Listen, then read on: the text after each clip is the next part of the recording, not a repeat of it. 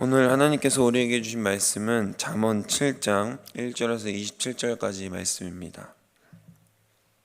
구약성경 잠언 7장 1절에서 27절까지 말씀입니다.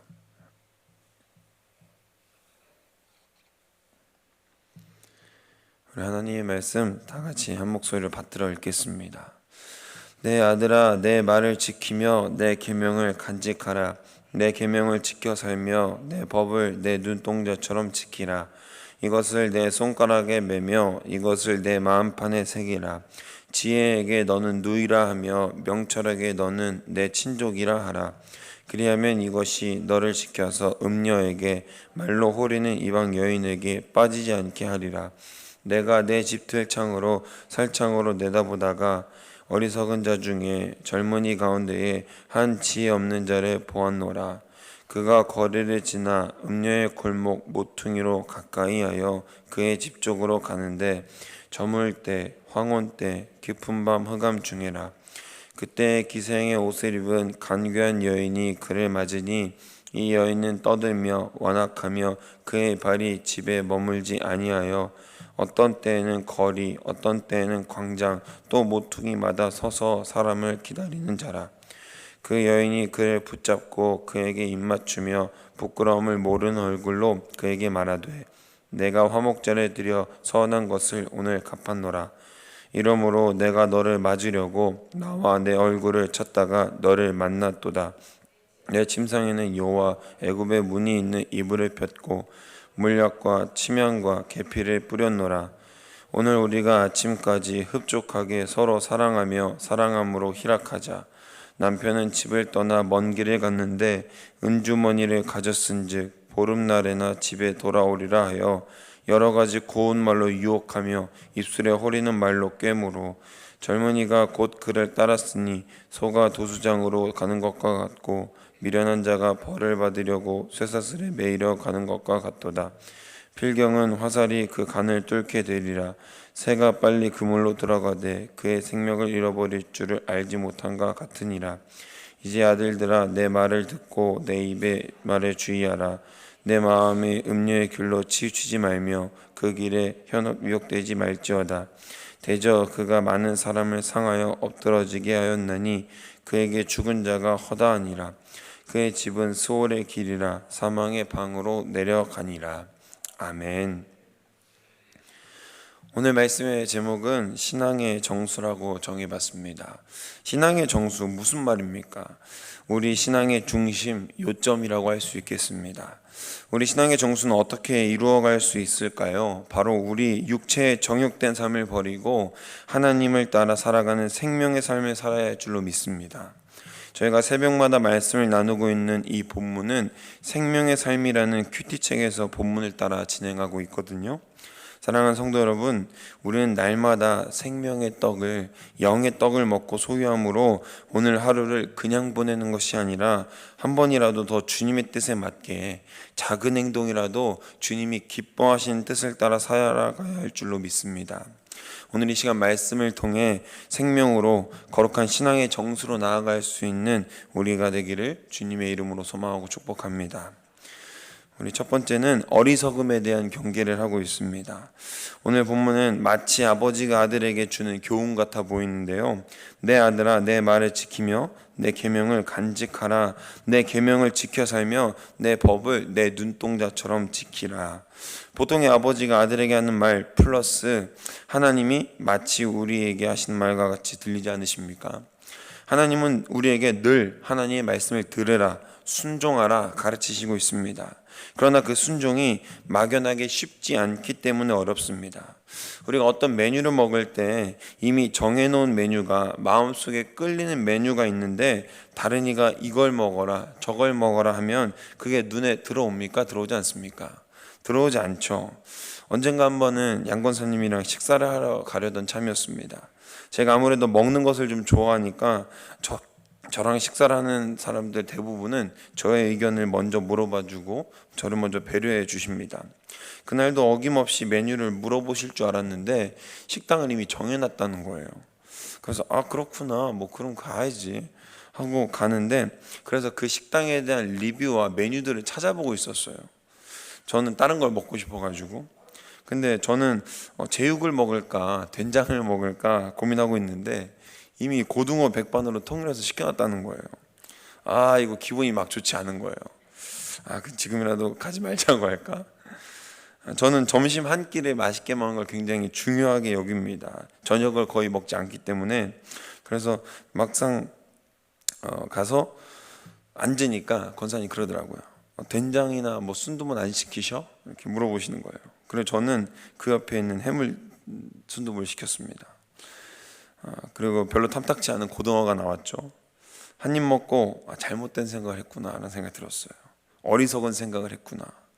순두부 국물을 맛보고 그냥 생각 자체가 없어졌던 것 같아요. 눈 떠보니까 다 비워져 있더라고요, 접시가.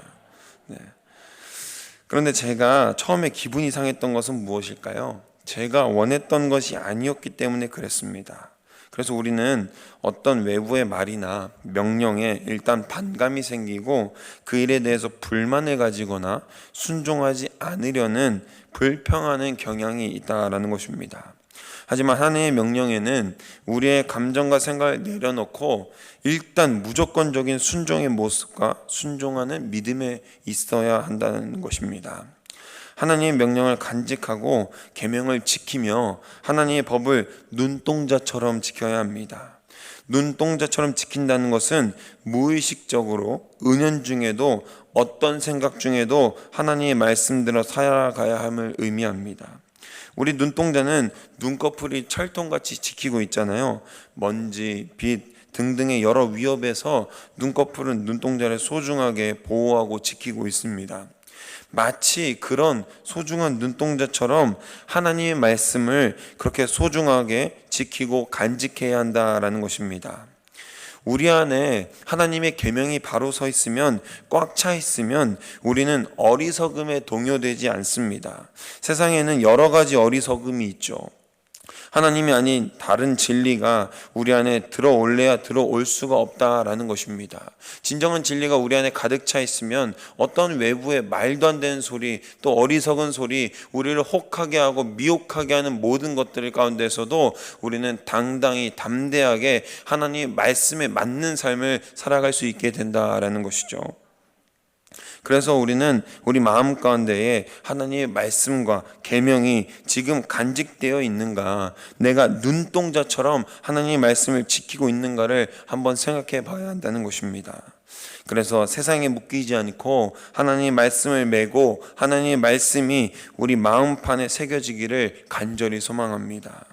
4절에서 하나님은 우리에게 지혜에게 너는 누이라 하며 명철에게 너는 친족이라 하라라고 선포하시고 있는데요.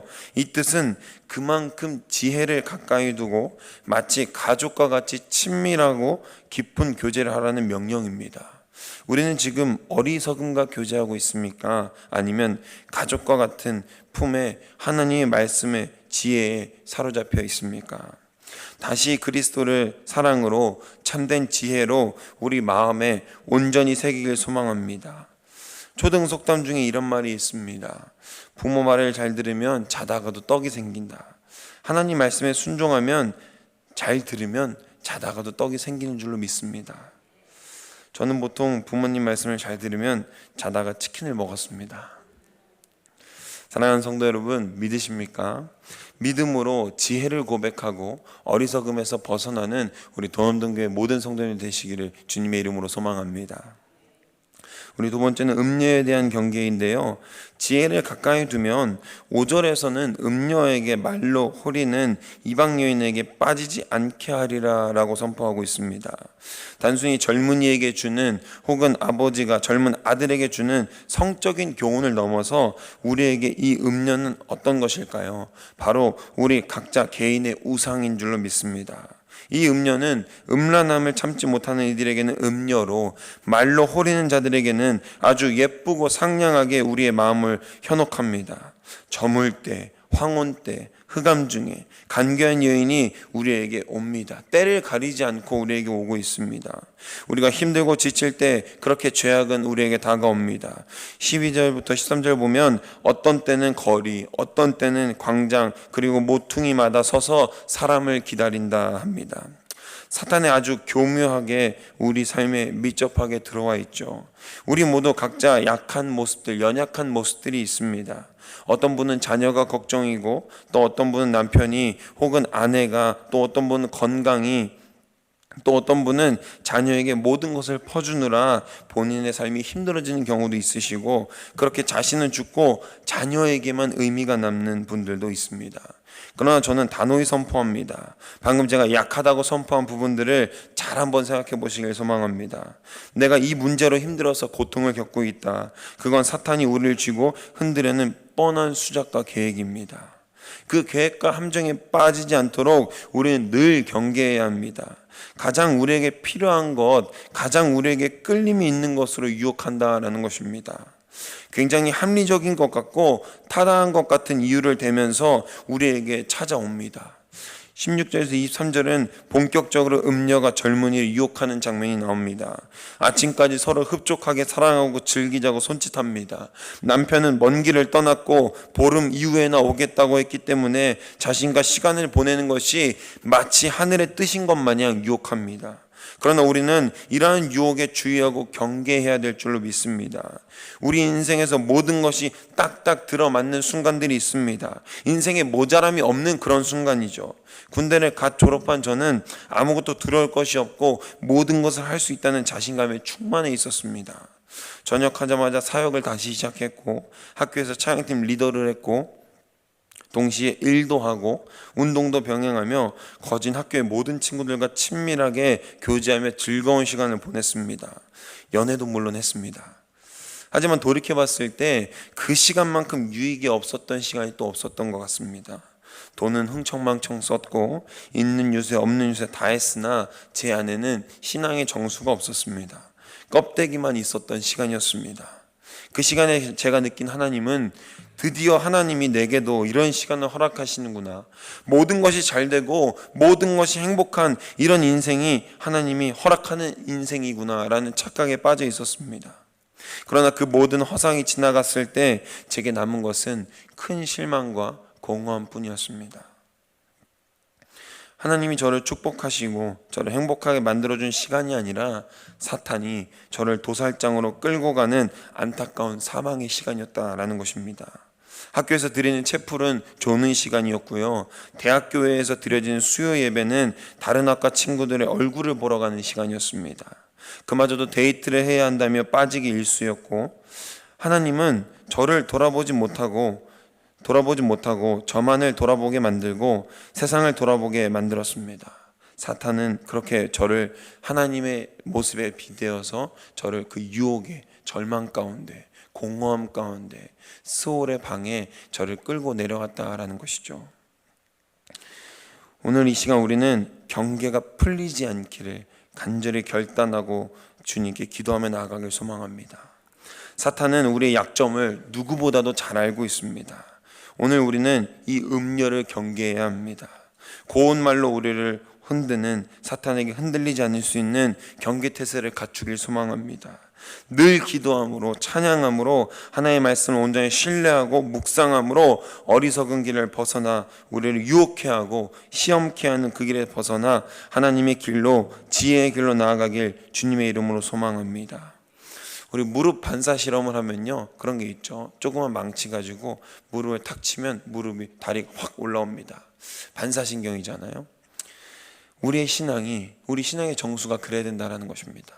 어떤 순간에도, 어떤 외압 가운데에도, 어떠한 우리를 흔드는 그 흔들림 가운데에서도 우리는 주의 말씀이, 주님의 사랑이, 주님의 지혜가 반사적으로, 내가 의식하지 않아도 무의식 가운데에서도 그러한 주님의 말씀이 반사적으로 튀어나오고 주님의 그런 사랑이 반사적으로 튀어나올 수 있게 늘 경계하며 또 지혜의 길로 나아갈 수 있는 우리 더원동교회가 되길 소망합니다. 말씀을 정리하려고 합니다. 사랑하는 더언동교회 성도 여러분, 오늘 우리가 읽은 본문을 생각하면서 다시 한번 우리 인생의 여정을 돌아보길 소망합니다. 하나님이 말씀하십니다. 내 우리 마음이 세상 가는 길로 기울지 않게 하고 세상 가는 길로 빠져들지 않게 하라. 세상의 길은 수올로 트인 길이며 죽음의 안방으로 내려가는 길이다. 그렇다면 세상에 발딛고 사는데 어떻게 속하지 않고 살 수 있느냐? 자연인들처럼 산속에 들어가서 살아는 것이냐? 그 말씀을 드리는 것이 아니죠. 우리는 첫 절에서 하나님이 우리에게 뭐라고 말씀하신다고 하셨습니까? 계명을 지켜 내 법을 눈동자처럼 지키라고 명령하시지 않습니까? 여전히 우리 눈은 세상을 보고 있습니다. 그러나 찰나의 순간에 우리는 무의식적으로 눈을 감음으로 어둠을 봅니다. 그 어둠 가운데 그리스도의 빛을 보길 소망합니다. 그리스도의 빛을 생각하며 나아가길 주님의 이름으로 소망합니다. 이게 무슨 뜻이냐면요, 우리가 눈을 감고 찰나에 뜨듯이 아무 생각 없이 호흡을 마시며 호흡하듯이 자연스럽게 움직이는 모든 것들, 무의식적으로 할 수 있는 모든 것들에서 그리스도의 은혜와 사랑을 생각해보고 하나님의 명령에 귀 기울여 보자는 겁니다.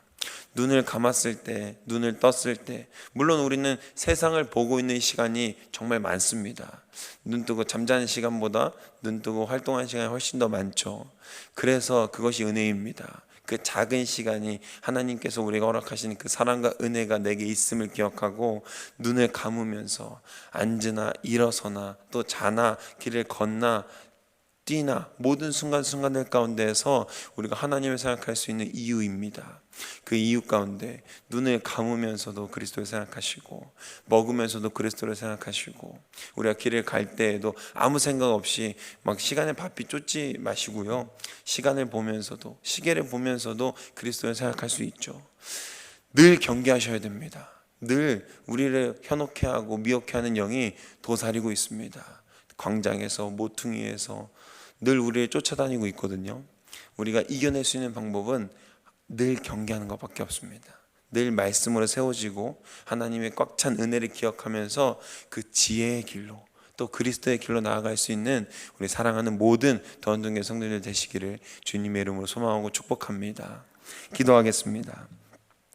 사랑의 주님, 감사합니다. 특별히 오늘 이 시간 이슬비 편지를 주님께 올려드립니다. 아버지, 이 편지를 통하여서 또 상한 심령과 또 여전히 하나님의 말씀과 하나님의 전에 나와야 하는 모든 이들, 그리고 그리스도의 말씀에 합한 모든 사람들이 함께 나와 온전한 그리스도의 마음을 깨닫고 그리스도와 함께 동행하며 나아갈 수 있도록 주님, 이 이슬비 편지를 주관하시고 축복하여 주시옵소서. 주님, 오늘 말씀 들은 것처럼 우리가 음녀의 길로 가지 아니하고 신앙의 정수, 껍데기만 있는 신앙이 아니라 진실된 신앙의 정수가 있는 삶을 살아가길 소망합니다. 아버지, 우리 믿음의 고백이 아버지 세상에 있는 것이 아니라 주님으로부터 나오고 주님으로부터 완성될 수 있도록 인도하여 주시옵소서. 우리의 믿음은 너무나도 연약하여서 늘 흔들리고 늘 연약함으로 인하여 쓰러지고 지쳐 낙심할 수밖에 없지만 아버지, 우리 마음 가운데 그리스도의 사랑과 은혜가 충만하게 넘치게 흐를 때 우리 모든 삶 가운데에서 주님의 온전하신 은혜와 소망을 누리며 눈동자같이 우리가 주의 말씀과 계명과 법을 지키며 나아갈 때 주님도 우리를 눈동자같이 지켜주실 줄 믿습니다. 아버지, 우리에게 있는 모든 은혜가 있는 것을 기억하게 하시고 눈동자처럼 지키시며 나아가는 것처럼 우리도 눈동자처럼 지키며 주의 말씀을 소망하며 바라며 나아갈 수 있도록 거룩하게 지켜주시옵소서. 오늘 하루도 말씀으로 살아갑니다. 경계하게 하시고 말씀으로 깨어있게 하시고 그 믿음으로 온전하게 주의 말씀을 선포하며 나아갈 수 있도록 오늘 하루를 지켜주시옵소서. 감사드리며 이 모든 말씀 우리 주 예수 그리스도의 이름으로 기도합니다.